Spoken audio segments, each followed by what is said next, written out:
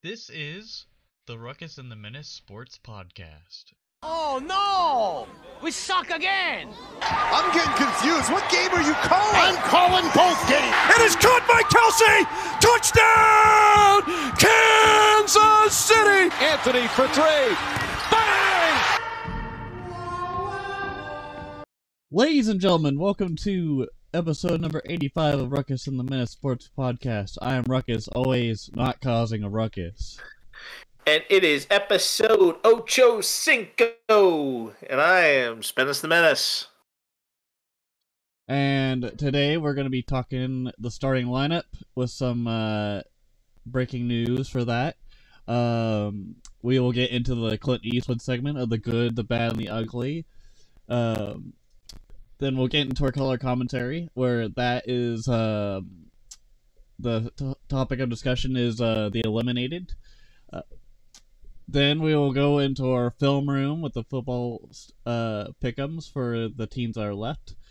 And then we'll also do our fantasy pick'ems for our playoff challenge.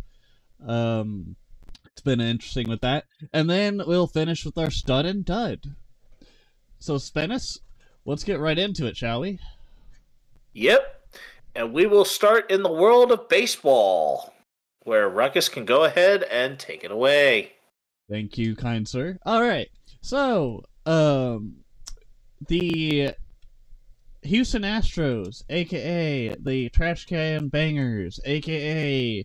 a very controversial team in like the past 5 or 6 years, have signed another weapon. A 7-year-old thing now. I mean, it's almost a 7-year-old thing now. Okay. But also, I need to ask you another thing.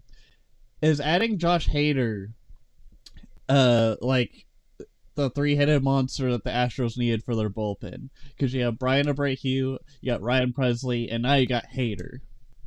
Does that count as a three-headed monster like it was for the Royals back in the day with Kelvin Herrera, Wade Davis, and Greg Holland? It adds a presence to the bullpen, which do I think Houston really needed? No. I think they're getting ready for a possible trade of some sort for another reliever, or they're trying to get ready for the future, as in maybe Presley is on his last year of his deal and they wanted to upgrade just in case. Who knows? But anyways, well, Josh Hader, if I catch this right, Josh Hader really isn't all that young either. I mean, he turns 20. 29. Actually, no, he enters his age 30 season this year. This is truly an age 30 season for him. Because and he will Ryan turn Presley... 30. He'll turn 30 in his, like, within the first week of the regular season. Yep. Ryan Presley is 35 currently. Yeah, and 35, I mean, granted, you start losing a little bit on the velo. I mean, if he hasn't lost a little bit already. But, I mean, there are some pitchers that, especially those that don't really have the velo, that can that their dangerous command and accuracy could keep them into their 40s, pitching-wise. So really, a 35 is not necessarily get out of here when it comes to pitching in Major League Baseball. Though it may not be as in vogue to have a lot of older players on the pitching side. Yeah. So anyways, to wrap that up with Josh Hader, 5 years, $95 million on his deal. Very big one, for sure, after pitching for a couple seasons with the Padres. Moving on though, we have Yariel Rodriguez going to the Blue Jays for 4 years, $32 million. Is he a starting pitcher or is he a bullpen kind of guy? Or double check that. Because I didn't really look up Yariel before. He is a pitcher. It looks like with him being 26, it would not surprise me. I don't think they've officially decided on him yet, but I think if you were to look at the innings pitched on him, I think he might be a reliever. No, hold up here. No complete games. 1.15 ERA. Yeah, he looks like he's more of a reliever. He was in the Chinchuni of the Nippon Professional Baseball in Japan. The Chunichi Dragons, yep. I think he's Cuban, so yeah, I think that he will. Yeah, I believe he will be more of a reliever, not a starter. Yeah. All right, and then Aroldis Chapman to the Pirates on a 1-year, $10.5 million deal. The Cardinals avoided arbitration with Tommy Edman and agreed to a 2-year deal. And then Robert Stevenson to the Angels for 3 years, $33 million. As far as coaches go, the Giants are bringing Dusty Baker to become a special advisor. I believe this is really good for the Giants because it kind of brings Dusty Baker back to a spot that he's heralded as an icon. He got them to the World Series in 2002, although the Angels won that series.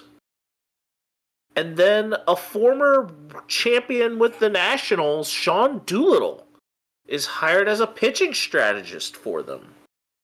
I think this is very interesting with some youth in that rotation, some experience that may not have great things. I mean, it's a very good, healthy spot for a new strategist, like getting into the coaching ranks. Yep, and also, I'm surprised that they didn't put Steven Strasburg in there as well. Well, Steven Strasburg, I wouldn't be surprised if he either has an opportunity at it later on down the line, or if Steven Strasburg actually retires, then I think he gets away from baseball for good. Did Doolittle officially retire, though? Yeah, Doolittle's retired. Oh, okay. Doolittle, I think, retired like a whole year. Like, this is at least a whole year after his retirement. All but right, now going from talk about, MLB, yeah, I was working toward it. I was working toward the NFL. And we're on the segue of coaching here as two potential, or at least one solid and one potential, are, as far as coaching hires, are going on in the NFL. And that is that Antonio Pierce gets his interim tag removed and becomes the head coach of the Las Vegas Raiders. It's about time. Dude, you know how ironic this would be? It took them entirely too long. Although I think it was a little bit strong-armed by Max Crosby in saying that if we don't get him, I'm out. Dude, I think it would be really ironic if this, after whenever the season starts, it's just downhill from here as soon as they hired him as a head coach. That'd be super ironic and unfortunate, but like the way he handled the organization after they fired Josh McDaniels, if like their season went worse than it did last season, that'd be a little bit ironic because the guy before him that was interim head coach was Rich Bisaccia. Yeah, and everybody was saying that he was amazing, but then he went to the Packers. Yeah, but I think that Antonio Pierce is a much better fit. And I think that this one, and you are more so speaking on this like a true Chiefs fan. I'm sorry. No, I'm just saying it as it'd be ironic if something were to go astray, because like last time they didn't do this, they still had some issues, and it was what they coached that was more seasoned into the head coaching. You're into that meme of like that's a nice thing you got there. It'd be a shame if something bad were to happen to it. Yeah, that. No, that is a horrid move. Like you're already you're speaking like you're wishing ill upon this. I'm not wishing I ill. mean, granted that this. I'm sorry, it could be perceived that way. It could be very well perceived that way, but granted, you're speaking. I'm just saying that your Chiefs fan is coming out. My spider senses are tingling. Yeah, your Chiefs fan is coming out, and it really, honestly, didn't need to be there. Take the thing back where it came from, or so help me, bum, bum, bum, bum. Alright, let's get... Yes, because that was exactly what needed to happen. But, for the Titans, they are nearing a deal on the Cincinnati Bengals offensive coordinator, Brian Callahan. I think that for the Chiefs, well, not for the Chiefs, for the Titans, this is the thing that they need. I got Chiefs on your mind. Oh, it was a Freudian slip because we were just speaking on them. Granted, Bieniemy got his interview. Who cares? But the Titans, that's neither here nor there. But the Titans nearing the deal for this coach, it is what I would like to call a paradigm shift, or like a mindset shift on the head coach. If they get this right, and Brian Callahan is the guy, now the decisions become, what do they do with Derrick Henry? They can focus more on what they want to do with Derrick Henry, DeAndre Hopkins, and kind of see what direction they want to go. And Brian Callahan can assess the quarterback situation, can assess a couple of different things. And I would hope that he has an approach that does not say that Tennessee is the place where wide receiver careers go to die, as it has been in the past. Randy Moss, Julio Jones.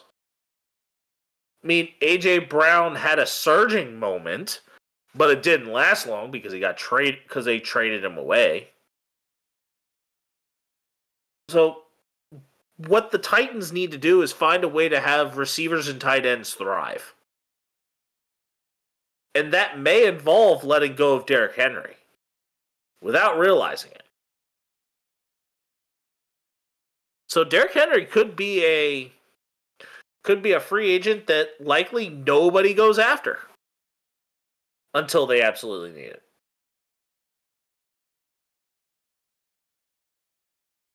And the next one is that the Panthers promote from within, as Dan Morgan, who is an assistant GM, gets promoted up to the general manager spot. We've seen a history of former players having good GM success. Example, John Lynch. Now Dan Morgan gets his turn to enter this fold. Did they fire David Tepper? Tepper's the owner. I keep on getting general manager and owners mixed You up. can't fire an owner. You can force an owner to sell. I mean, that's exactly what kind of ended up really going on with Dan Snyder. But I think Tepper. But I will say, as far as the reputation and the owners, Tepper might be on some thin ice. Yeah. Tepper's on thin ice.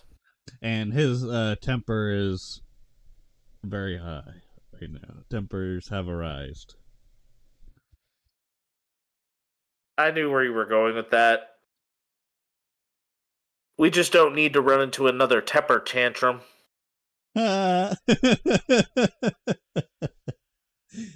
Sorry, you left it there. That was a good one. That was a good one. That was a good one to end it with. You left it there. You left it there. Yep, just like an alley-oop from Kobe to Shaq. Yep.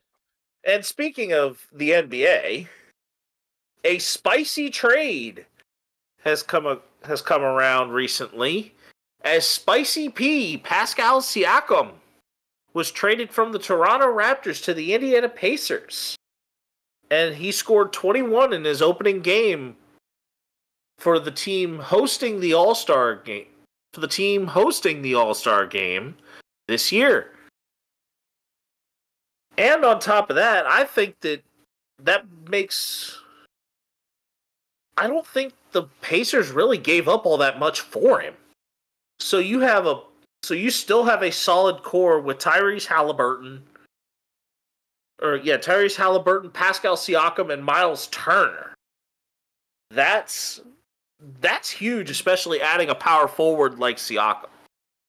Probably the best one that they've had since Domantas before they traded him away.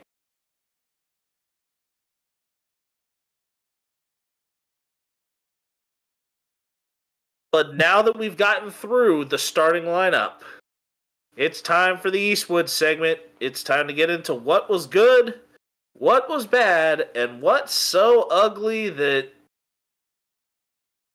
I was not even going to fire off another joke there. But all right, here we go. Or at least what was just downright ugly.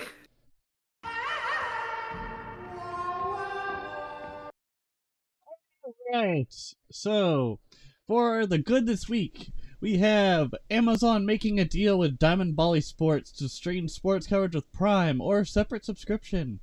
Also, Ruckus goes wild and drops a bucket of Gatorade on his head, like the guy in the State Farm commercial when Mahomes says, "Not if you bundle them." Yes, I went there. Anyways, so what this means for Diamond Sports is so the origin of the story was there were reports in mid-December about the possibility of Amazon investing in Diamond to essentially secure its streaming rights. But based on comments from attorneys representing MLB and the NBA in bankruptcy court Wednesday, league officials were not involved in those talks and learned the details of this agreement along with everybody else. In fact, the deal had a potential to undo previous agreements the leagues had negotiated with Diamond. Last fall, Diamond secured wind-down plans with the NBA and the NHL, which it would broadcast the teams in its portfolio for the 2023-24 seasons, then revert the rights back to those leagues. MLB had the framework in place for a similar deal. This Amazon arrangement could change everything. And then, what does this mean for the new agreement? Diamond owns the linear TV rights for 15 NBA teams, 11 NHL teams, and 11 MLB teams. But it's streaming rights that matter here. Diamond has the streaming rights for all the NBA and NHL teams, but only 5 MLB clubs. It's also worth noting that the NBA's original deal with Diamond provides digital streaming rights for its 15 teams on a year-to-year basis. And then this agreement, if it's ultimately approved by the federal bankruptcy judge, could supersede the prior deals, which were seen by Diamond executives as something of a placeholder. So how is this affecting who's commentating the games? And where they're going to come from? Is Amazon going to have to get crews now for multiple sports, or are they going to have to rely on what Bally brings to the table? Will the broadcast still be called Bally Sports? As part of an agreement, Diamond Broadcast will continue to operate under the Bally Sports name this year, after which new partner will be sought. It says one of Diamond's attorneys called this deal, which includes Sinclair, Diamond's former parent company, paying $500 million. But is this meaning that now you're going to be able to watch multiple sports games from multiple sports on Prime? Yep. It says It says, are all my team's games going to be on Amazon Prime now? Only if you're streaming, essentially. Amazon Prime will fill the role Diamond originally envisioned for its Bally Sports Plus app, providing local fans who ditch their cable subscriptions with a streaming option. So, from what I heard, it was either a separate subscription, or if you already have Prime, you just watch it with Prime. Anyways, it's a big deal because they were, Diamond Bally was bankrupt or filing for bankruptcy last year, and everybody was wondering where they were gonna go, and I think Amazon buying the rights was a good idea because, I think, in my opinion, Bally Sports sucked ass. And it still sucks ass, because not only is their streaming platform booty cheeks when it comes to their app, but just their customer service wasn't great, and they charge you an arm and a leg just to stream sports stuff. Whereas if you get through Amazon and you already pay an arm and a leg for Prime, you get that anyways, instead of spending another extra fee. It's just an additional benefit to paying the $16 a month, including your tax included, for Amazon Prime.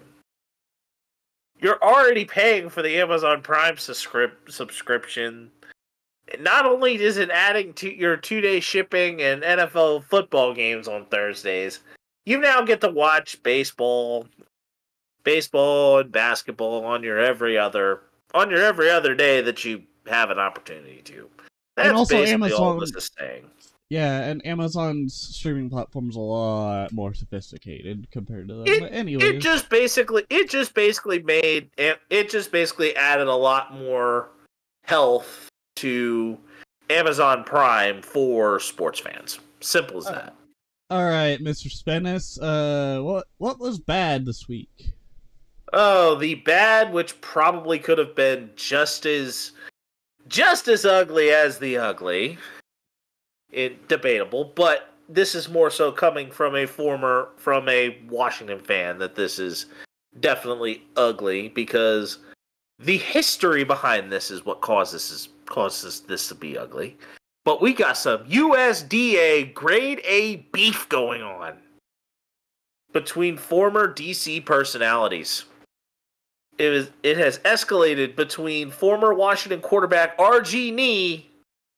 I just said RG Nee. That was supposed to be RG3. And former coach Jay Gruden. And even Jay Gruden put Kirk Cousins' name in his mouth. So, what has this gone on in this? So, Jay Gruden, basically, this whole thing started with Gruden commentating on or firing a reaction tweet to the Eagles-Buccaneers game last week because of Tampa Bay's blitzing, where Gruden said, I'm sorry that I would put a quarterback in that position, pick up a blitz. Gruden tweeted about the Eagles in Hurts' defense, which an instant response came from RG3, which basically was just like, say what? It's like, if I ever put a quarterback through what Philly is putting Jalen Hurts through, I apologize. Pick up a blitz. And this exchange of words continued with some sharp barbs fired. Shots fired, and probably both men should be down. Robert Griffin looked at Jay Gruden with a tweet and said, "You told me you didn't know how to coach a quarterback who could throw and run like me. So it looks like you weren't prepared, Jay." The two never clicked in DC. And Griffin ultimately said he wasn't a Jay Gruden guy after the latter eventually switched to Kirk Cousins. But it has resulted in so much more than what it should have been. as ultimately it went that Griffin posted a video about the full story behind some Jay Gruden things about an interpretation of a quote that he had of saying, oh, RG3 threw the team under the bus. Gruden chastised him for it. And ultimately that response said, you really want to play this game? RG3 says, I'm not playing any games. I'm retired. You have free invite to come on the show, which would be his podcast that he was on when he did this, and discuss this face to face. I know where all your bodies are buried, Jay. Don't play with me. Of which he fired back about, go race a pigeon. And it showed him, and he posted the video of RG3 racing a hawk. He said, don't you dare disrespect Time of the Hawk. He's a saint and a quality opponent who can fly up to 120 miles an hour. Secondly, what do you have against pigeons? Don't you know they were crucial to our World War I victory? The pigeon name is more respected than your last name.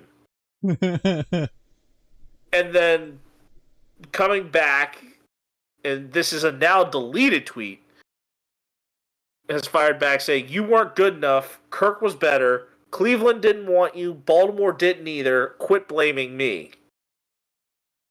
So this whole thing has all started as RG3 ultimately was like years prior. So it was like, you got to be honest with yourself before you can move on to where you want to be in life. Don't make yourself a victim. Live your life. Take responsibility for your mistake. Know why things happen and come back stronger. So RG3, is this really how you want to go about this? No, because there's a bunch of, though it's grade A beef, there's a little bit of Pidgey Wop.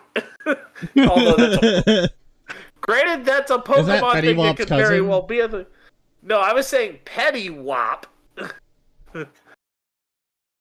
Like a bunch of Petty Wop between these two. And a bunch of low blows that... And honestly, I think I am more glad that Kirk Cousins stayed out of it, even with Jay Gruden mentioning him by name. But ultimately, Ruckus, though this beef was pretty bad, and it still kind of is, and not shocking for people who are a little more inside on the DC trail. I think even though that you have this in the ugly, this is more just sad. Yeah, like so, the ugly this week, if you're ready for me to talk about it. Yep. Alright, so, the ugly this week was, near the end of, last week, Sports Illustrated, had massive layoffs because the Arena Group announced a significant reduction in its workforce, comprising of 100 employees. Arena said it continued to manage substantial debt and recently missed payments, and that the layoffs are a part of the cost-cutting measures. Sports Illustrated parent company Authentic Brands Group has sought to revoke Arena's license to publish Sports Illustrated after Arena missed a payment.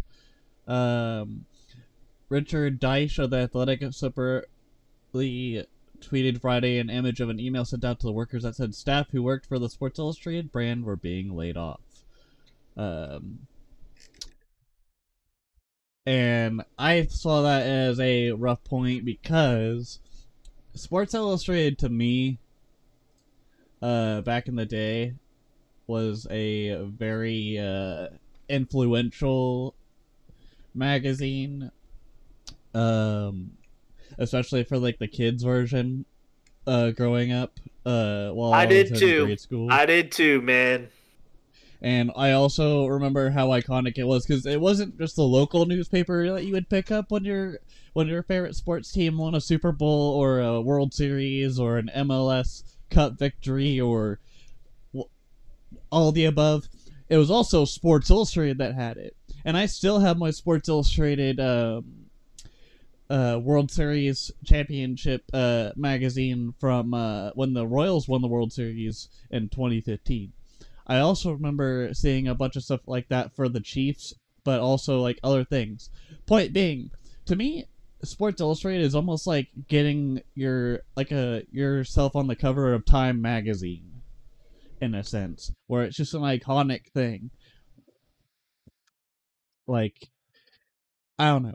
I feel like that one was ugly because it just came out all of a sudden, and some good things had to come to an end at some point, and it's very sad that in this industry of news journalism, that one of the big dogs is gone. And that's because nowadays you could get your news either from us, like in podcasts or YouTube news things, or you could just go on a blog online and read about a player or a team going a certain way, and you don't have to pay a subscription fee. And this is one of those big ones. All right, Spennis, are we ready or for next segment? Yeah, I'm ready. I'm ready for us to hit the high eat because the Sports Illustrated was an influential thing for me. I watched granted, I was also influenced by Stuart Scott, Chris Berman. I mean, you probably had like a little bit more of like the late ends of it, but I had the early portion of like Stuart Scott, where everybody's like, "Booyah!" Booyah! Yeah, I also liked the random segments they did on Sports Illustrated for kids, like with what athletes had in their fridge, and there was one from like way back in the day where the dude had like 50 vitamin waters in his fridge at one time, and I'm like, God damn, I want to be like that guy.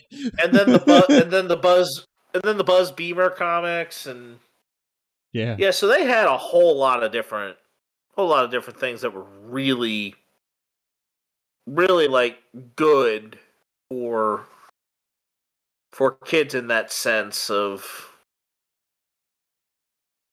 it. And it's a bummer that now you don't really see that anymore. You don't really see that anymore. Anyway, but now on to the divisional round recap. We will start with Saturday, as the Baltimore Ravens defeat the Houston Texans 34-10. And the question for the Ravens this week is Lamar Jackson showing that he can be a championship quarterback? And I'll let Ruckus go ahead and start. Watching that game this weekend was definitely interesting.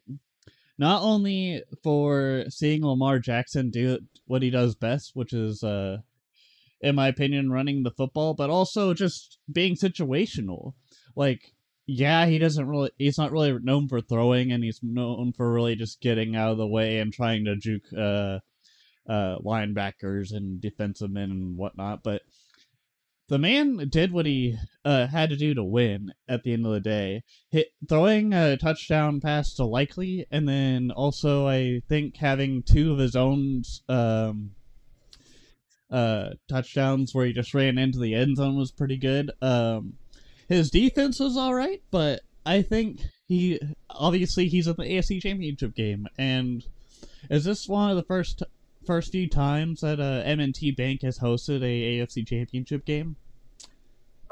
Yeah, I think that M&T Bank has hosted, I think, multiple. I think that M&T Bank, has hosted at least one other. Well, I think Lamar Jackson is a championship quarterback, especially and not in the traditional sense, like you would with Tom Brady, because yeah, he can throw the rock, but he'll have another true test as far as the defenses go. Because the Texans, when it came to their defense, they were doing good in stride. It was just that at the end of all this, you had a rookie quarterback that wasn't as seasoned when it came to a lot of pressure going his direction at a very hostile environment in MNT, as the whole crowd was going wild and everyone was getting into it. It's very hard to stay locked in and try to communicate on offense. And the Texans, yeah, they lost by 24, but they had a really, really amazing season for what it's worth. And here is where I am at. Houston had in the game 11 penalties for 70 yards. In a game in the NFL, especially at this level, that does not win you ball games. That, as those penalties can shoot yourself in the foot either on the offensive side or the defensive side, depending on where they're charged. And there were no sacks for the Ravens defense. Houston did not turn the ball over. It was just absolutely nothing was able to go in the way of the Texans after halftime. Yeah. And that for me was an adjustment by Mike Macdonald in that defense at halftime, where it was just a little bit more experience on that opposite side of where Houston was. And that led to Baltimore being able to win that game. I have one question for you, Spence. But this is where I went with that. We'll mention more about Houston later. But as far as the answer to the actual question of is Lamar Jackson showing that he is a championship quarterback, I believe in this sense he is. It comes with a caveat that I think that the Houston Texans were inexperienced, so I don't think a true test this year has been given to Lamar Jackson just yet. And I think that this Sunday will be that test. My question to you, Spence, is how is the offense benefited and or challenged with Mark Andrews coming back? Do you think Mark Andrews actually gets snaps, or do you think he gets like maybe 1 or 2 in this game, or they maybe sprinkle him in every so often? Because I feel like the flow with the offense right now is doing a lot better than it is when Mark Andrews is on the field. Well, I think that Baltimore should see how he practices. Mark Andrews still does provide a healthy flow for the Ravens. The Ravens have only lost 4 games in this season. And I think Mark Andrews is just a piece of the puzzle. And Mark Andrews is he still one of the most reliable pass targets Lamar Jackson has? Yes. But Zay Flowers, as a rookie, has quietly stepped up. Nelson Aguilar caught 2 of 4. Odell was only targeted once. The tight end was targeted only 3 times. So Lamar Jackson has not had to throw the ball a lot. So I think Mark Andrews, in terms of a tight end, I think brings more positivity in the sense of blocking rather than catching at this point. Yeah. So it's just a matter of can they block? And running the football is paramount in the postseason, of which Houston had also not really effective moments in that game. Because great running the football is more paramount in the postseason than it is in the regular season. Yeah. All right. As 49ers, Packers. as you could see the difference in the dynamic there Yeah. of 229 yards to 38 for the Texans. Yeah. We should move on to the 49ers and Yep. Packers. All right, for the 49ers and Packers, 24-21 was the victory, and Brock Purdy had to win it at the last in the final moments. And the question is, does Brock Purdy have what it takes to be a Super Bowl winning quarterback? And can the offense stay healthy enough to get them to the Super Bowl?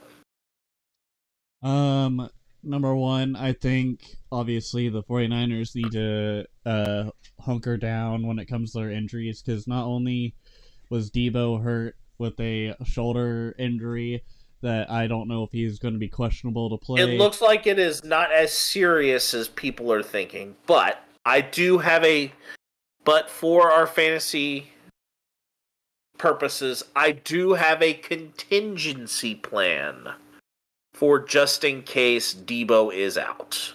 Yeah, and then as far as just not only Debo, but Christian McCaffrey is also dealing with hamstring issues too. So we will see how those guys pan out. I think their defense is going to have to step up a little bit more as they face the Lions, and the Lions are looking pretty hungry with C.J. Gardner-Johnson. And Aiden Hutchinson has shown that he can rush the passer extremely well in his second year. Yep, and Brock Purdy, in the sense, I think will be okay. Hopefully it doesn't turn out like it did last year, where they ended up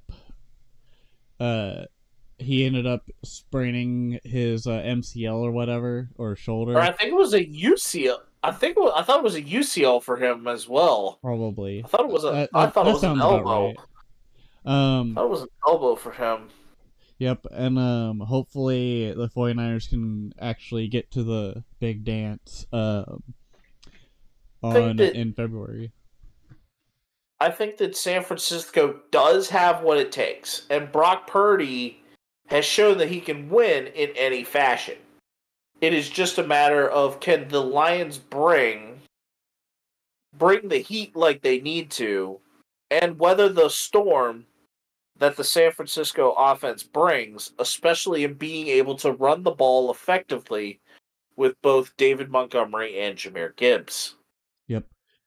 And that kind of tailors us right into the next game, as the Lions defeated the Buccaneers 31-23, and can the Lions provide enough havoc on the defensive side of the ball to limit San Francisco's offensive threats?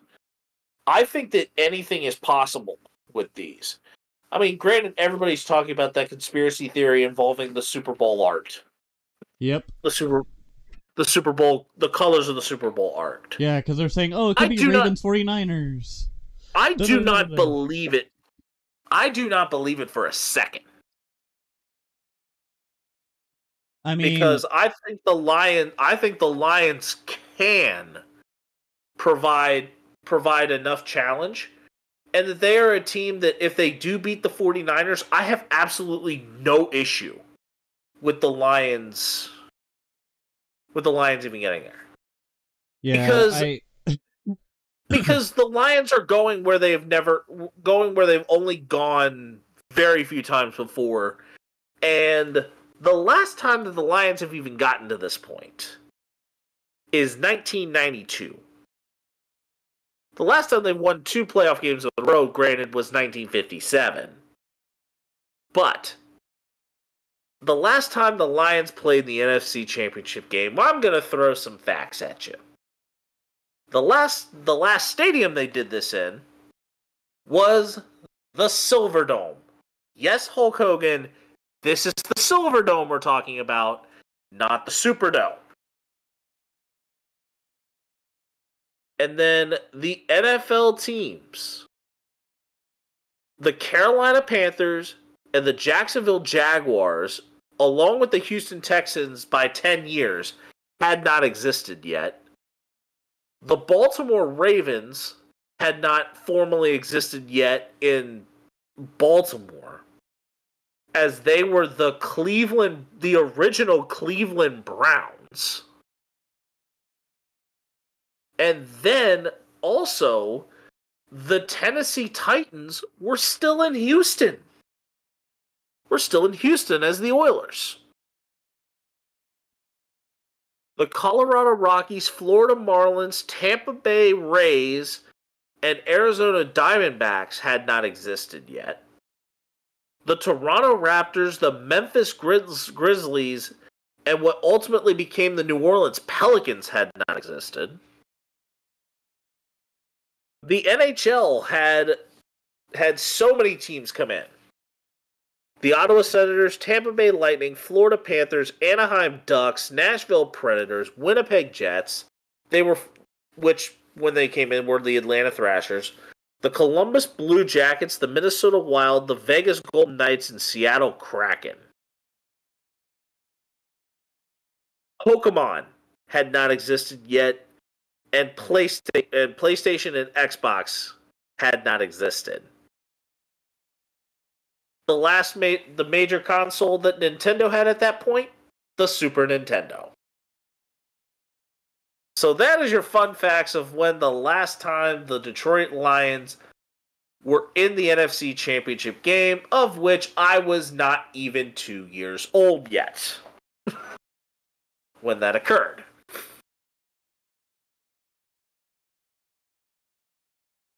But now we go on to the Kansas City Chiefs and their game against the Buffalo Bills, where they won 27-24. And the question here is, was this game a stress test for the Chiefs' defense as they prepare to face a Ravens offense who has a reputation for running the football? So, I'm gonna go at this the way I normally do. So, no surprise there. Shocker, I know.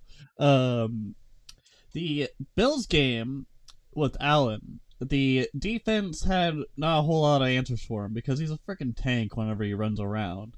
Very hard to tackle and or get after Josh Allen. When we did get after the Bills, it was mainly the weapons that Allen had, the running backs.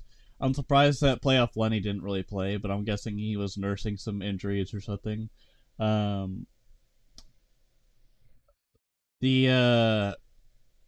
Many times that we did go after Allen, he had 2 rushing touchdowns.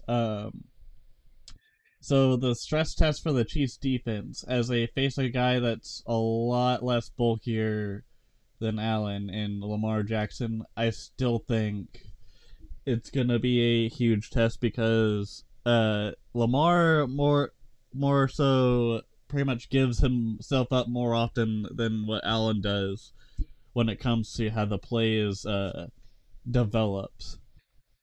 Because Allen, for the most part, only really runs if he has to. Lamar literally will let you know, in a sense, with a fake out or just in general a run in if no one's open or whatnot. And I feel like 9 times out of 10, it's a lot easier to get Lamar Jackson in a sense, but we'll just have to see what this stress test does. I think the Ravens in the past, when it came to their offense against our defense wasn't the greatest against the run. But I think it'll probably be a little bit more of a challenge for the running down the middle part of their offensive defensive strategy. Like the between the tackle. Like between the tackles with a Justice Hill type ordeal. Yes, because historically we have been very bad at defending against runs down the middle, and I think the Chiefs' defense is definitely going to be very tired by the end of this game. But I think our defense has been a lot better than it has been in the past when we faced them at M&T Bank, where we ended up losing that game because our defense could not find answers to stopping the run and or stopping Lamar Jackson, because we were literally giving him little like pathways to get the ball down to the end zone and score. And Mahomes, this was during the period where Mahomes was getting intercepted left and right by defenses. And eventually, I think that was the same season they went to Super Bowl 55. But regardless, I think, or actually it might have been 56. Either way, I think this is going to be an interesting game for the Chiefs defense, because they have definitely gotten a lot better since the last time they played the Ravens at M&T. I believe the key will be that the Chiefs do need to force Lamar Jackson to pass. Also, I think they need to limit turnovers as far as the Chiefs' offense goes. They also need to limit the amount of there is penalties. that, but I'm talking the defensive side. Be able to force them. Like this game with Buffalo is a stress test, or was a stress test for it. But I think you have to adjust for it in a completely inverted type of way in talking the Buffalo Bills and the Baltimore Ravens. Yeah. While James Cook was more the agile back, and Justice Hill was the pass catcher for the Ravens, and they were getting passes out to the running back. I believe Buffalo had, and I'm gonna actually double check the stats on that, because a good amount of those passes that Allen was hitting that were super effective were to the running backs. Latavius Murray had three catches on 4 targets for 27 yards. Ty Johnson had a catch for 14. James Cook had 4 catches for 21. So they were getting some stuff out to the running backs, and most of those longs for the running backs, you had a 14. Trent Sherfield caught one for 7. Latavius Murray had a 15-yarder. I mean, granted that you still had Dalton Kincaid there to be able to kind of pace a little bit more of that. And I just think that the Chiefs do need to also look out for that, but I don't think Lamar Jackson does as much swing passing to the running back as the Bills do. He does so fake out, in my opinion, is what I like to call it. Because he'll be like, "Oh, am I going to give it to my running back, or am I going to take it and run?" Like, he's done that in the past many times. Oh yeah, but Josh Allen was doing it to them. Yeah, Josh Allen was doing that to them, and I think that is a sense of a test as well. I just think that Lamar Jackson is going to do that at a much faster rate of speed than what Josh Allen will. You take away the arm strength. You subtract about a significant amount of weight. Add speed, add some shiftiness, and you've got Lamar Jackson. So, I think the Chiefs are going to have their hands full. Yeah. All right. But we are going to... But now that we've done that, let's actually go to the film room. And we now are going to predict these games. And the question is, Ruckus, 49ers, or the first game will be the Chiefs and Ravens at 3 o'clock.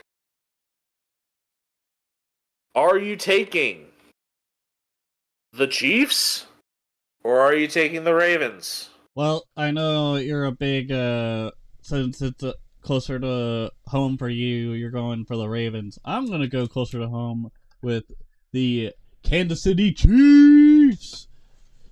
I truly am going to be taking the Ravens here, just simply because I think McDonald is going to find ways to confuse Mahomes. I think that he will figure out a way. I think that the Ravens will figure out some things that kind of go along the way. And I think that and it'll be interesting whether or not Taylor Swift even makes it out to the bank. Oh, hush. But on the other side, I am in agreement. Actually, you know what? Just because the juju is a little different, I don't need to see a conspiracy theory happen. Let's go back. Let's run back. Let's just pretend those last 30 seconds didn't happen. And yeah. Although I think Baltimore is, I feel Baltimore will probably win that game.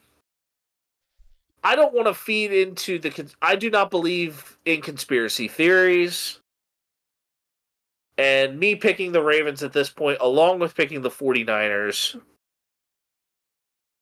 will fuel that. I am just going to agree on the agree and play a little bit more defensive and let the fantasy teams be the focus. Of which we have a couple of changes and a couple of doubling and a lot of doubling and even some tripling of scores. We didn't talk about the Lions and 49ers, by the way. Oh, by the way, the Lions we both picked the 49ers to win that game. Yep. All right. As much as I would love to pick the Lions, I will definitely, although I picked the 49ers, I will be rooting for the Lions. Yep. So as far as the film room goes, the many people I had to switch out, or I had like a couple I had to switch out. I had Mike Evans I had to kick out because you had Buccaneers to swap. Lost. You had to swap 2. I had to swap 1, and I also have the potential for a second. Yep. And then my quarterback now. No surprise here. Patrick LeVon Mahomes is my quarterback for the. But you are facing. But you will be facing a doubled up in that one. You will be facing a doubled up Jared Goff. I have moved David Montgomery from the flex spot where it was tripled. And because I'm keeping him in the lineup, I am actually going to run him triple to triple against Isaiah Pacheco. Isaiah Pacheco at running back. We are tripling up on Rashee Rice and Amon-Ra St. Brown. Ruckus had to change out another receiver. I don't think that one... No, that one wasn't Mike Evans. It must have been... That was, Gabe Davis. Yeah. You changed out Gabe Davis for Brandon Ayuk. And then Mike Evans was changed out for Jahmyr Gibbs. Yep. And I currently have a doubled up Deebo Samuel, but if Deebo Samuel does not play, I will be swapping in Zay Flowers to run that 1-on-1.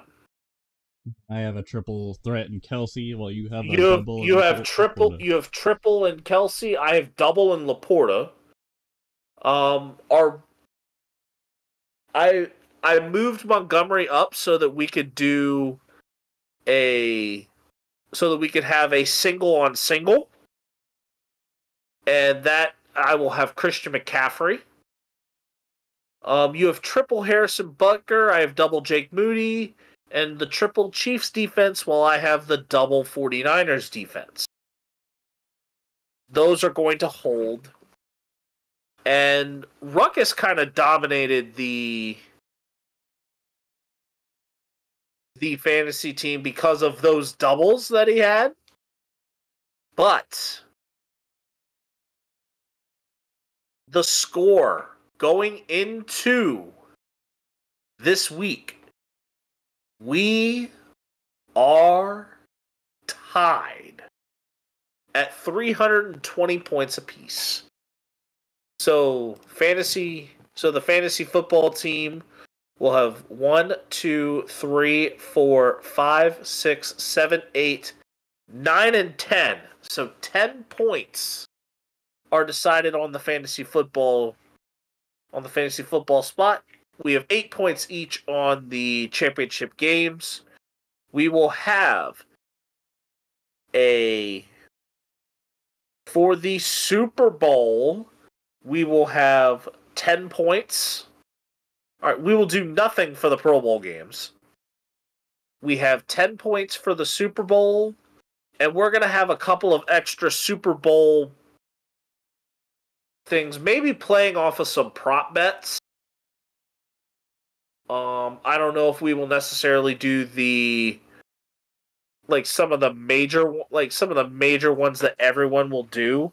But I think we'll have some I'm talking more like the national anthem, length of time.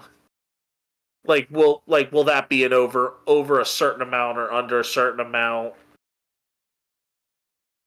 But we'll have a couple of different prop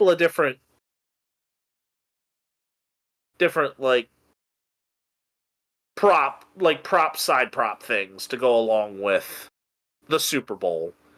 And it will range from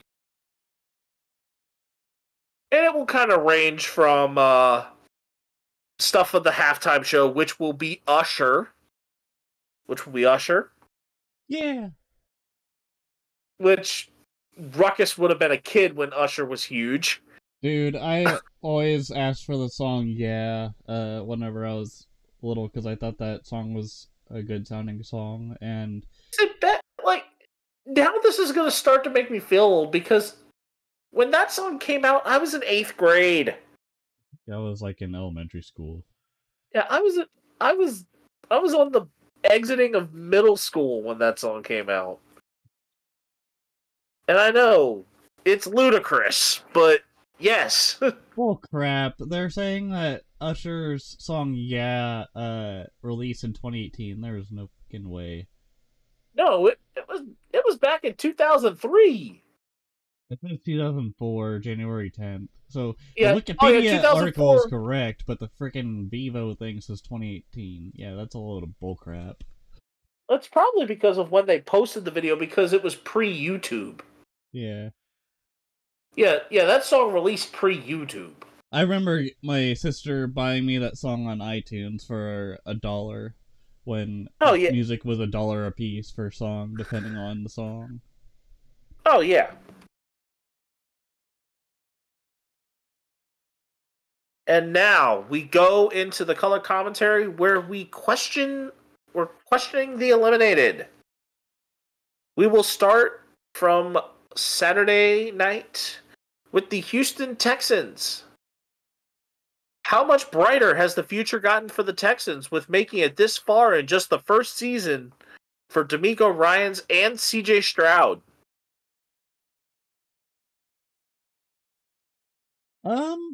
I think it's definitely bigger and brighter. I think what they need to do now is invest more on both sides of the football. The defense is looking pretty good. I think they need to invest a little bit more in weapons for CJ Stroud, knowing that he is a offensive powerhouse. I don't know if you need to invest too heavily on the weapons. I mean, I think you can kind of work with the ones you got, because you still do have Tank Dell, who, granted, got injured. Nico Collins, who has shown that he could potentially be a number 1 or a number 2. Noah Brown as a good 3. I mean, getting him a 4th wide receiver wouldn't hurt, but I don't think you need to overly spend on a draft pick for it. You got Dalton Schultz. Speaking of draft picks, do they have any first round or second rounders that they get this year? I believe I would think that Houston does. Because they could also they could also trade up and get a receiver in this draft, or... They are the 23rd overall pick for the first round. I don't think you need to do too much. They have 8 draft picks. So I don't think... But I do not believe that offense is going to be the major concern. I think that if you are the Houston Texans at 23, if a tight end is available that you can kind of go along with Dalton Schultz, and you see a tight end worth taking, consider it. But I think that honestly, Houston needs to look at defense. But I would also kind of look at maybe a linebacker or a complementary edge or defensive lineman to go along with Will Anderson. So I would be looking at either an IDL, an interior defensive lineman, and a linebacker or a linebacker, a tight end, but I would also look at an offensive lineman of some kind. I think even an offensive lineman would be a worthwhile investment for the Texans. I think it's the key here is to get... You have the core. You have the core. Get depth in the areas that you desperately need it, and invest in and make good investments in stuff that can kind of further push your ceiling. A tackle that can learn under Laramie Tunsil. A guard, another offensive guard. Like offensive guards that could be effective. Offensive set, like a center. Another center who could work with Stroud. You have... Like, the options are a little more open for the Texans because you now have the quarterback. If you're looking to possibly draft a positional weapon that could be more of use and try and see if you can get a little more effectiveness somewhere, it would be running back. Yeah. Because Dameon Pierce and even Devin Singletary at times were just not cutting it. So possibly if you don't look at offensive line, look at a running back. Look at a running back or some extra depth at positions. Your first round pick has got to be your high value investment. Yeah. So you got to spend on that wisely. Yeah, for sure. Now we should go and to the question Packers. How high is the ceiling for the Packers with a young offensive core that now has playoff experience? I think the ceiling goes up to the sky, and the sky will fall at some point. I think you're thinking that the Packers are kind of don't really have a high ceiling.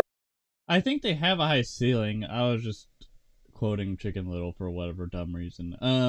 I think they have very big potential with their young offensive core because they have some not well-known wide receivers in there. You had some... Or at least if you didn't know about them then, you sure do now. And then their tight ends are very new to the program as well. Well, Luke Musgrave is a rookie. Yep. And then the running backs, Nixon has been there for a while. AJ... Aaron Jones. AJ That's Dillon, Aaron Jones. I think a mix of old and new talent has definitely made the Packers look a lot better than what they were before. With Jordan Love, I think Jordan Love has definitely matured a lot and gotten more experience. His first full season as a starter, I think, has really he has grown throughout this season and has shown that he has promise. I think the Packers are very much in a situation like Houston where you kind of don't need to do too much. You don't need to do too much, just have things make sense. And Houston, it's more so the harder part about, or at least the part that makes the ceiling a little higher for Houston than it is Green Bay, is that Houston really only has a couple of major competition pieces where you're dealing with the Indianapolis Colts, who could rise with them, but it could remain to be seen, depending on what certain things happen. And then the Jaguars, who prior to collapsing, were a team that we originally thought would have been at the top of the heap. So you've got the Jaguars in a little more state of repair, and the Colts who are trying to climb along with them. But in the NFC North, if all goes well, every single team in that division is going to be tough. The Chicago Bears got tougher, but they have critical decisions to make. The Vikings had been rising along with the entire division. They have critical decisions to make. And the Detroit Lions are showing that they are one of the best teams in the NFC. So the Packers have a little bit of a tougher road division-wise to climb than the Texans do. But I think the ceiling is still high on Green Bay. It's just the challenges that may have a little more difficulty for them getting to the playoffs regularly than the Texans. So it's just a matter of how far with regularity can the Packers get there. Yeah. And now we talk about the Bucs. And the question here is, has Baker Mayfield found a home to be a potential starting quarterback for years to come?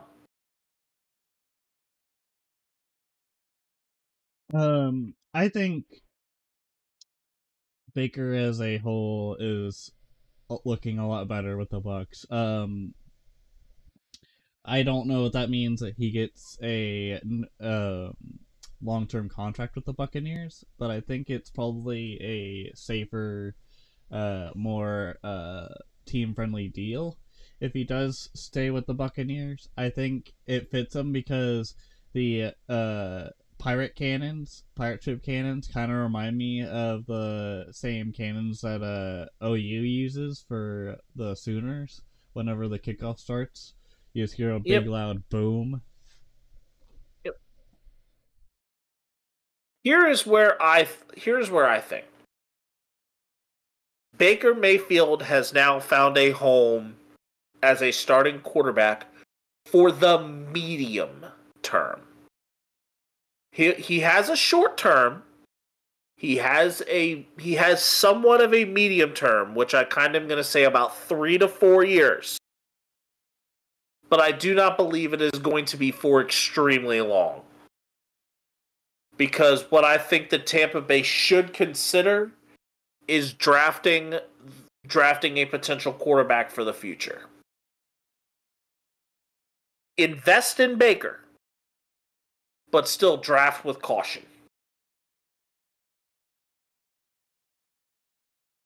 And there are plenty of quarterbacks in this draft class that you could look to in this draft with caution.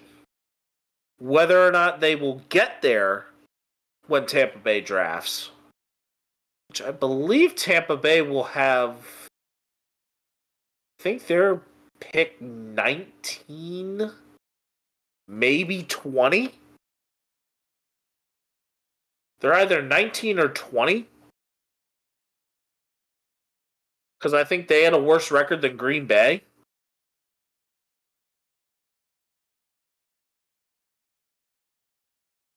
So this could be a perfect spot for, say, if he falls that far, a Bo Nix or a Michael Penix Jr. to potentially step in and take the quarterback helm. Should they both be first round talents? Yeah. The hard part about Bo Nix is that he is an Oregon quarterback, which historically Oregon quarterbacks have not had great success. Justin Herbert is showing that could be an exception. That he is an exception. It's whether or not Bo Nix has the ability to be an exception. Yeah. But the next major thing here, we have a two-parter for the Buffalo Bills. The question here is, what do the Bills do with Sean McDermott following an early postseason exit?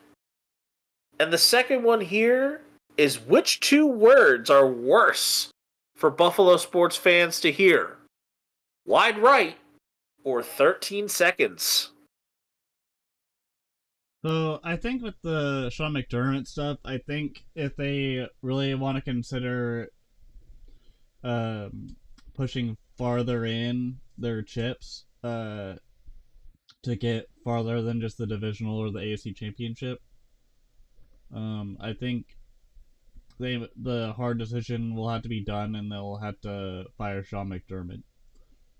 I think that McDermott could, but I think he won't, simply because I believe that seat is still somewhat lukewarm.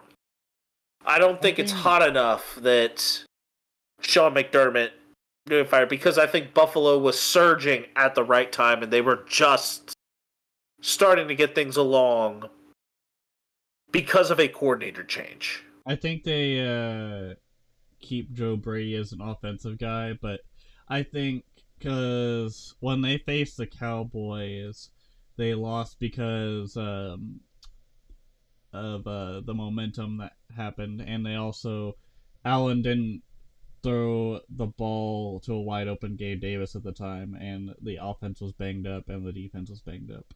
So yeah, there's a lot of variables, but I also think McDermott, seeing that he is now 0-3 against the Chiefs, which has been their nemesis, I feel like they could potentially fire McDermott and maybe go after Bill Belichick or someone else in the I wouldn't be surprised if they hang on to him.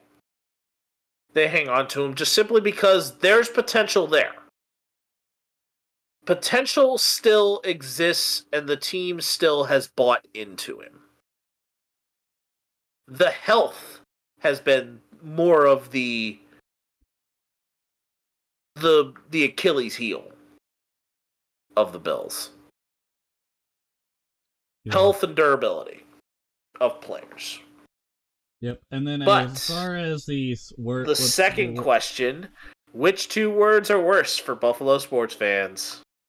I think it's the 13 seconds, because that was what that was the part that was super iconic for not only Chiefs fans but NFL fans, seeing the overtime slay of Mahomes throwing it to Kelsey in the end zone, and many of Chiefs fans, including myself, being flabbergasted at the fact that we didn't know we were going to win that game.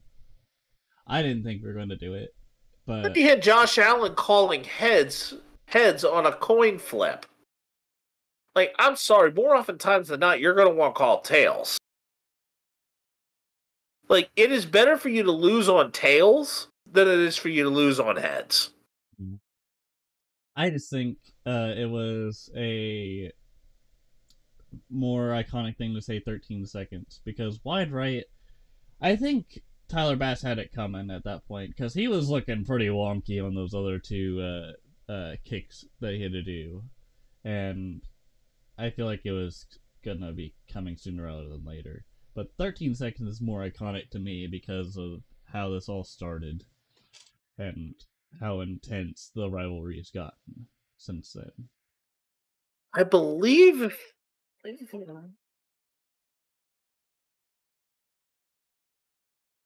in terms of the Doomed,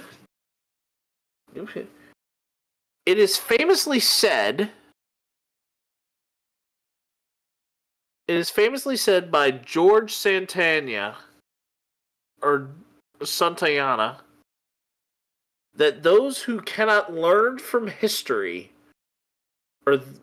are doomed to repeat it. Tyler Bass, granted, had not been kicking very well with the crosswind.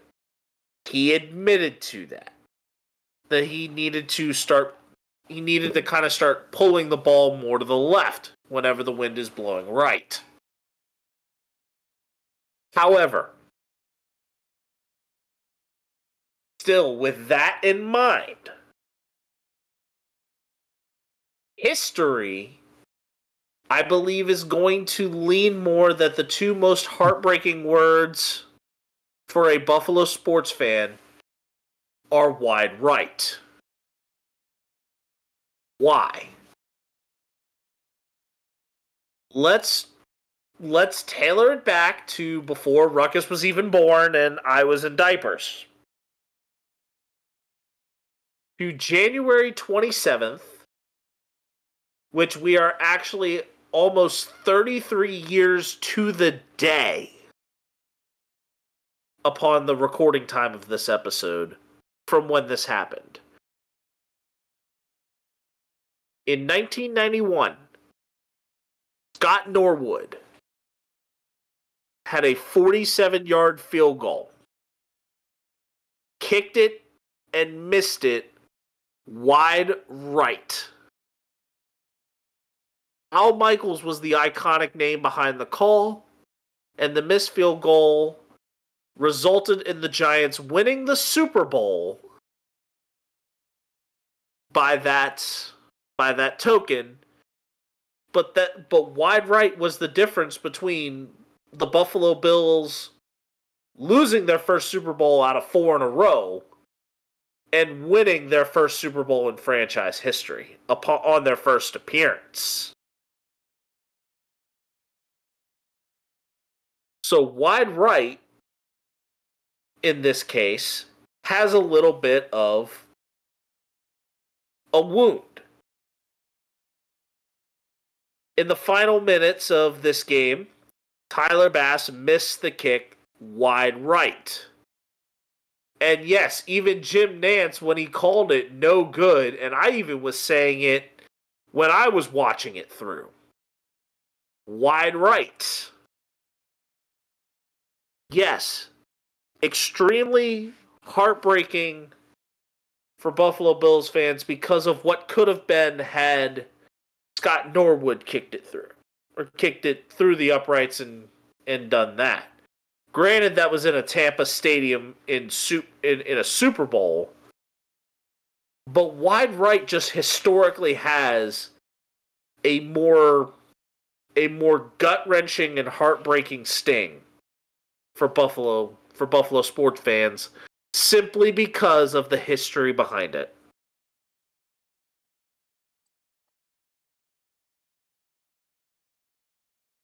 "33 years of history," I think, backs up that those two words are more heartbreaking than 13 seconds. 13 seconds did bring an incredible moment.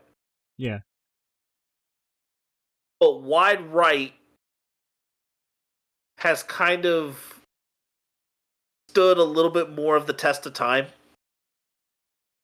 And with this kick that happened last night, with that kick last night, it's made it ring a little truer. That for a Buffalo sports fan is more agonizing because 2 clutch kicks missed because of the exact same fashion. You don't see that every day. Yeah. Alright, should we get into our stud and duds? Yep, we can do that.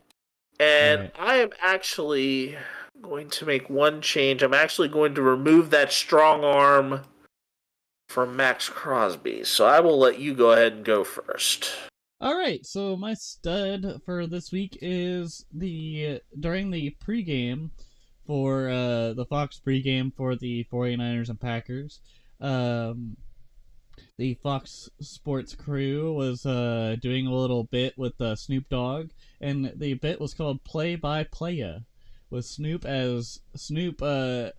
was describing a defense from Keaton Nixon, I believe, from the Packers, as he talked about a home invasion play with a former Snoop Football League player, Keaton Nixon. And I don't have the video, but I just remember laughing a lot whenever I heard about the home invasion play. And then he also talked about another play that was an offensive play, but he was let off a little easy there. As far as my dud this week, yes, I am a Chiefs fan at heart, but this tweet that Willie Gay Jr. sent was just kind of dumb. Like, yeah, I get, like, he's on the last year of his rookie deal, but I think this tweet being sent out was not very necessary, as this is we're a couple weeks away from the Super Bowl, but also I think he added a little bit of sideline drama that didn't need to be there. So, anyways, the dud is Willie Gay Jr. with a tweet sent out early in the week about last week's wildcard game being his last possible game at Arrowhead, allegedly thinking he could not be back due to asking price for contract extension being too high. In my honest opinion, as I put in parentheses, I think he could sign a short-term deal to stay with the Chiefs, but just don't know what the asking price could be. In years past, Derek Nottie has signed one-year deals that were very team-friendly deals. The same was done with Colin Saunders and a few other players that I, for whatever reason, can't think of off the top of my head. Andrew Wiley was one of those for many years as a tackle that is now a commander. I just don't know what the asking price is going to be for him, because we still need to sign Nick Bolton, showing a contract extension, and the other players from that draft need to be signed too. We're still looking at Trey Smith and Creed Humphrey and many others. We'll just have to see. But yeah, I just think it's dumb that he sent out that tweet. I understand that was the last Arrowhead playoff game of the season, since we go on the road from Orchard Park in Highland to now going to Baltimore, Maryland at M&T Bank. So we'll just have to see how that goes. Anyways, Spennis, here we go. Alright, so I am actually going to go backwards for this one, because I think that my stud here is kind of one of those last but not least, like, high notes to close out a show. But my dud this week goes to Ravens head coach John Harbaugh. Yes, this locker room dance he did was absolutely terrible, and it just looked too much like Shane McMahon's ring entrance for me. It was just that looking like all of a sudden you're hearing, "Here comes the money!" And there was absolutely no money involved. That dance was flat broke. If you ain't got no money, take your broke ass home.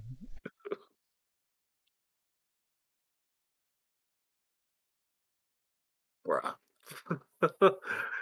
Sorry, Okay. that popped into my head.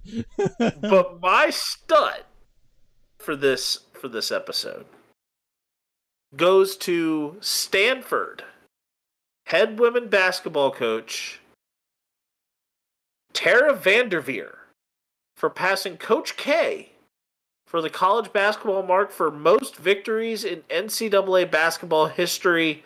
And in this case, it is man or woman coach, or like men or women's basketball.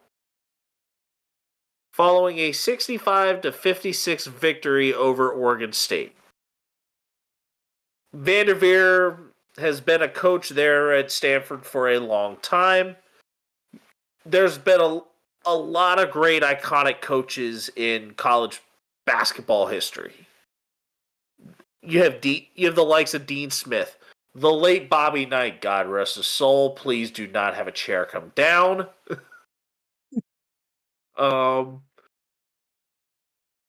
Coach K, Bob Huggins, Pat Summitt, God rest her soul.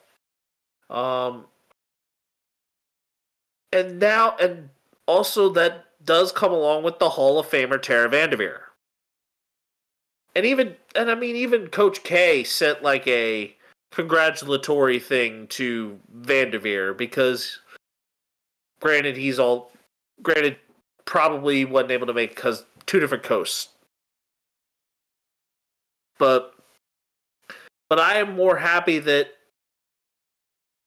Vanderveer has gotten the credit where credit's due.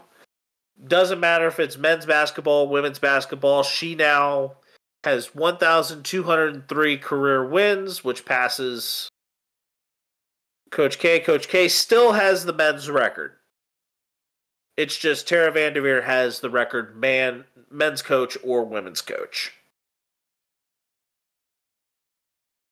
And I know that it's been a big, like, women in sports. We kind of try and find the platform as we can.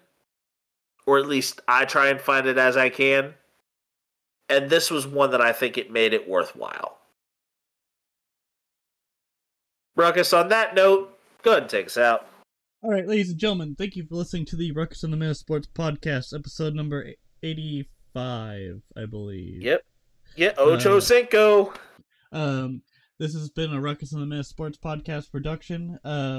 Thank you for listening to our podcast. As always, leave a like. Let us know if you have questions about our what we said in the episode, or wanted to make a statement. Please write a comment. Don't be shy. But other than that, this has been a Ruckus in the Minute Sports Podcast production. Thank you for listening to our podcast, and Spinnis, let's roll out. Deuces.